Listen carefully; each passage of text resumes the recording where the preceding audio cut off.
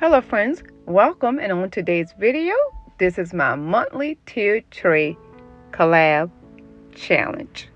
And this is my little Norm, and all I'm doing is upgrading his little hat for my tiered tray. And before we get started, let's not forget about the reason for the season. Jesus Christ, our Savior, is Lord.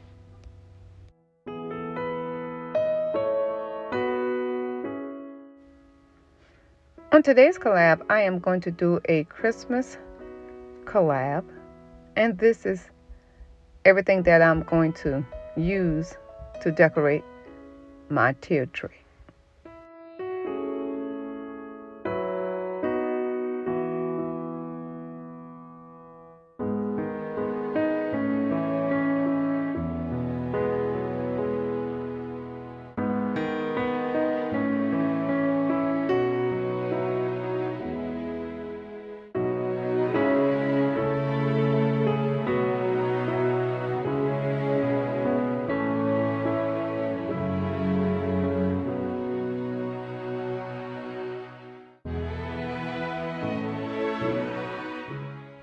And friends, after you have watched this video, please go and check out the playlist.